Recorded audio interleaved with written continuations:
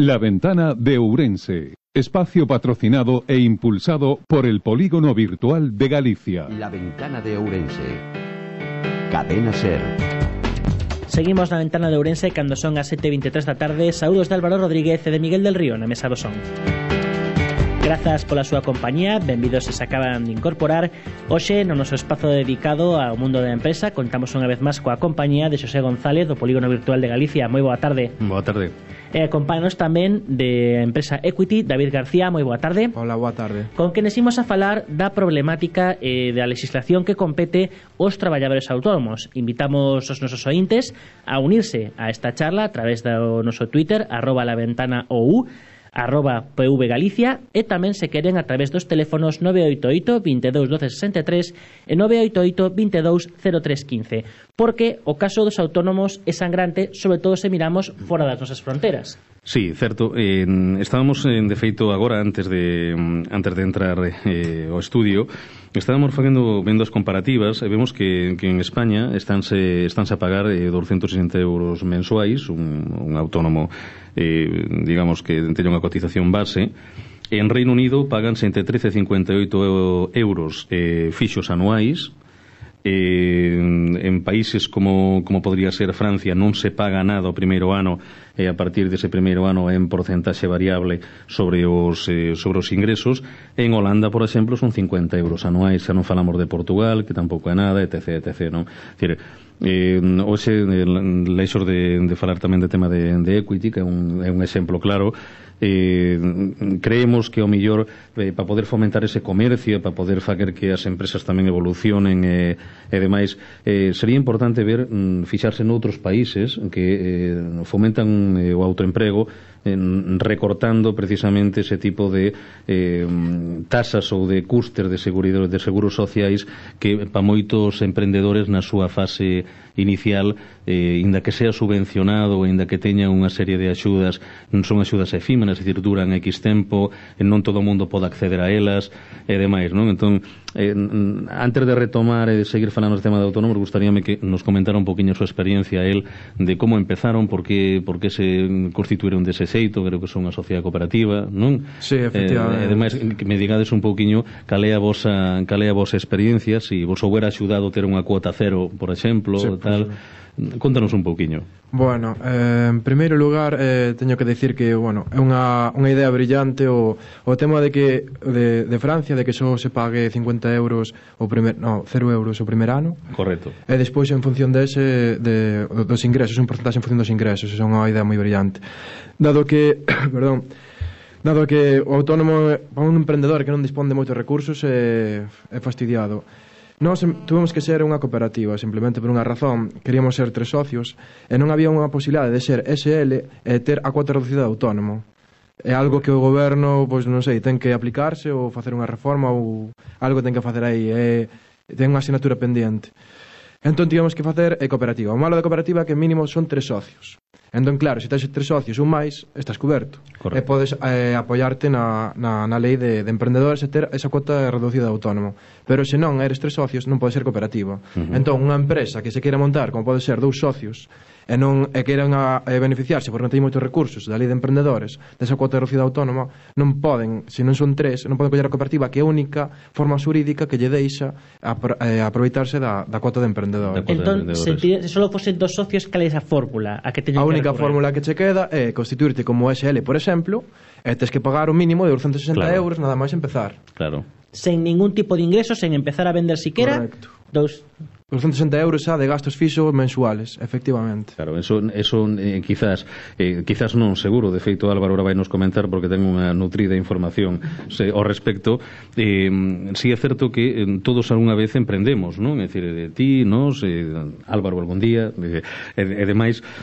Sería contraproducente pensar que un aforro de 260 euros por 12 po primeiro ano de actividade ou segundo, ou terceiro, ou cuarto dunha empresa, podría investir pois, en maior sector servicios, é dicir, podría gastalo máis en publicidade, nunha mellor repercusión social, en moitas cousas, menos nalgo que o mellor neses primeiros anos, mentre non se establece como empresa, pois o mellor é unha tal. Para eso vemos países como falamos antes, Reino Unido, Holanda, Francia, pero é que tamén temos a Portugal. É dicir que en Portugal, que é o noso veciño, non cobra tampouco como está pasando aquí en España, non? Entón, a pregunta que habría que lanzar neste punto sería, realmente un autónomo ou un empresario que por obriga ten que ser autónomo está facendo negocio ou fan negocio gracias a él, non? Que esa é a gran pregunta, non? Sempre queda esa sensación, quedanos a todos, pero supoño que máis a quen ten que pagar máis de 200 euros nada máis empezar,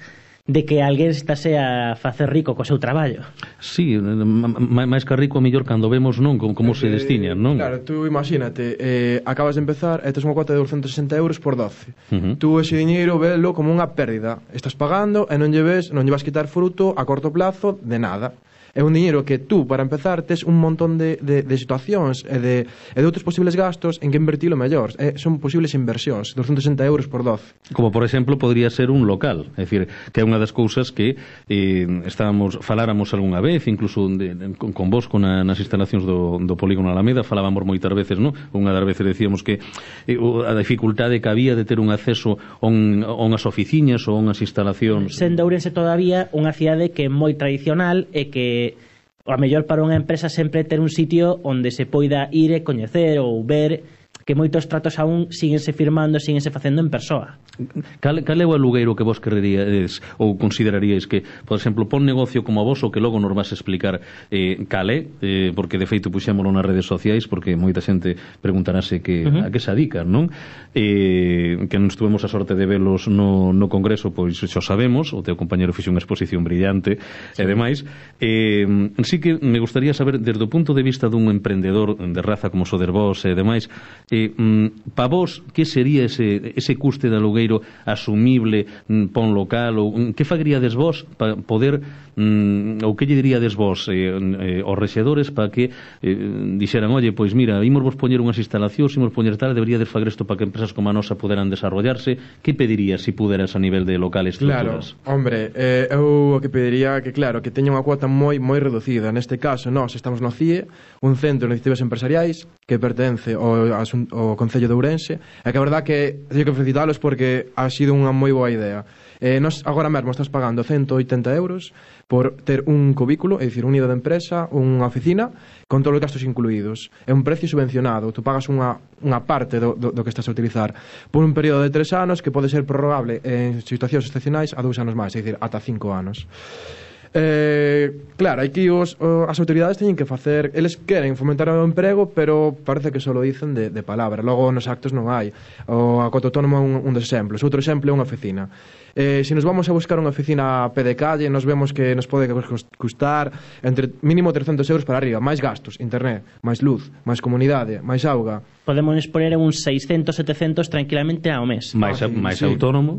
Sí. Máis a cuota dos 268 euros. É unha cantidade inviable para un emprendedor que non ten recursos, que dispón, como se é no noso caso, dos nosos aforros, sabes? Non queremos pedir nin aos nosos pais, nin o fixemos, nin moito menos a un banco, porque non queríamos. Non hai crédito. Non queríamos tampouco, sabes? E bueno, efectivamente, tampouco, non creo que a uns rapaces de 25 anos un banco lle cedan diñeiro así por a cara, non? Xa non lle daban antes, que eu recordo, xa no seu momento, teño 37 anos, pois antes de telos, bueno, teño 36, pero como os cumplo o mes que ven, xa me estou facendo a idea un mes antes, pero sí que é certo que emprender non era tan fácil tampouco antes, e máis novas tecnoloxías. O que vos pasa a vos pasaba igual antes te chegabas a un banco e dicir, mira, teño 20 anos, quero ser emprendedor, e dicían, xa, pois enhorabuena, tecnoloxía, que é eso? Que é eso, non? Entón, realmente, hoxe é difícil emprender, pois tecnolóxicamente antes era difícil emprender, e ademais o que tuvera que ver con tecnoloxía, co cal, esa situación tal, vos a que vos adicades? É dicir, cal é o vosso sector de actividade, non? Que vende Equity? Vale, Equity vende rendemento. Isto é un produto, unha innovación que tivemos nos aquí en Ourense, para que logo digan que en Ourense non hai innovación, non habrá tecnoloxía, pero sí que hai moitas mentes pensantes capazes de facer moita innovación e cousas moi novas. A xente xoven está moi ben preparada, o problema é que, bueno, acá, pois, digamos que migrando desta cidade en busca de outras oportunidades ou de levar os proxectos adiante. Pois Equity é un gel de ducha relajante muscular. Está destinado a todos os deportistas que unha vez que acaban o seu adestramento ou o seu partido ou que, bueno, o deporte que sexa, sinten que teñen pois unha carga muscular, agujetas, entonces Poden facer dúas cousas, botarse un gel frío despois da ducha, o cual ten moitos inconvenientes, como pode ser que lle queda o corpo pringroso, é moi frío, a veces incluso por ciclistas queixense moito diso, aparte o precio que é moi elevado. Entón nós tuvemos a idea de xuntar todo nun produto. Por que non facer un xel de ducha, un xel de baño, que unha vez que vayas ao baño e que teña extractos de plantas, te axude xa a relajar o músculo. Correcto. Entón, aunamos esas dúas ideas nun único frasco, é iso que vendemos. Vendemos un produto destinado a deportistas para relaxar os seus músculos, elimina un 90% as agujetas, acaba coa carga muscular, dito de outro modo, axuda a recuperarse antes e o que se traduce en mellor rendemento no día seguinte. O sea que eso, un día de largo da oficina, a nós viríanos fantástico, non? Dende logo. Estas coñas levanse sucedido durante moito tempo desde que son usuarios do polígono, levamos con este cachondeo casi desde o principio. Sí, bueno, pero ás veces suele suceder que inicialmente un produto inicialmente concebido para deportistas pasou coas bebidas para deportistas, bebidas isotónicas, estas bebidas con taurina, que originariamente eran concebidas para deportistas, acaban sendo empregadas pois por oficinistas, por xente que trabaja moitas horas e que necesita tamén un reposicionamento de enerxía. Certamente, certamente. É unha pena que non se poda aplicar, verdad, este xel a rebaixar a cuota do autónomo, frotándoyo ao que nos chega todos os meses para que poda baixar e relajar un poquinho máis o músculo, non? Pero sí que é certo que bueno, pois cando il falaba de que é unha realidade, non, de que moita xente ao mellor que din que non hai iniciativa, que non hai desarrollo dentro das nosas cidades e demais, o dos centros como que vos formades parte, que sí que é certo que é unha iniciativa moi interesante. Nos dentro do polígono temos en previsión este ano 2015 desarrollar diferentes iniciativas en centros de desenvolvemento e de desarrollo rural, parecido ao que hai aquí, pero basado en I+D+I, en investigación e desarrollo, é todo basado en coworking, basado tamén en formación activa con xente das zonas e tal, para evitar sobre todo o éxodo dos talentos do rural. En rural falamos que non nos olvidemos que Ourense está considerado urbana, ni sequera está considerado unha cidade metropolitana, non? Decir que Carballiño, Ribadavia e demais, non? Co cal, eu penso que é importante ter ideas tan importante que como que che respalden e che den sitios para poder desarrollarlas, verdad? Sí, porque, a ver, nós tivemos un problema no momento que empezamos a buscar unha oficina, un sitio onde poder estar, fomos á facultade, ali existen os preincubadoras, claro, a verdad que está moi ben, pero que ten que pasar un trámite burocrático, está destinado a todas aquelas que teñen unha idea e que levar a cabo, non xa para os que están empezando a rodar. Está moi ben porque ofrece durante un ano, ahora non recordo ben o tempo, creo que era un ano, todos os gastos pagados. Segundo problema, está no polígono, tens que desplazar a San Ciprián, creo que era San Ciprián, Parque Tecnolóxico do Pereiro, creo que era. Vale. Boa iniciativa, o único inconveniente é o tema do desplazamento, o tema da trámite burocrático, que había moitos meses un emprendedor que ten unha idea, quer levar á práctica, ten que ter os medios suficientes para poder levar á práctica, para eso se trata de fomentalo. Despois decidimos ir á Cámara de Comercio, ali tamén nos ofrecían un nido, pero claro, tamén estaba no Parque Tecnolóxico e era demasiado caro, tiña moito custo. Entonces era imposible. Por non falar de que os custos únese a burocracia, que moitas veces ralentiza todavía máis o tema de poñerse en marcha. Que deso ademais é do que nos vai falar un dos patrocinadores do Polígono Virtual de Galicia, dende Santiago, Alberto, de Cesegal, que é unha empresa adicada precisamente a ese tipo de servizos de aforro en factura, estudio de facturas, e demais, que gustaríanos pois un poquinho a todos os ointes de Cadena Ser e demais, pois de forma gratuita ese estudio, esa consulta con eles, que el nos explique un poquinho mellor que temos ao teléfono. Pois moi boa tarde, don Alberto. Boas tardes. Pois, que tipo de asesoría podería dar Cesgal a unha empresa como Equity que está comenzando? Bueno, que teño que decir a David de Equity é que a tarifa de autónomos non a podemos rebaixar. Os restos se podemos falar. Bueno, superado o obstáculo. Superado ese obstáculo inicial, non sei o que facemos no noso traballo, intentar abaratar as facturas dos consumos básicos. Teñamos a empresa que teñamos, pois hai certos gastos que son inalienables, non?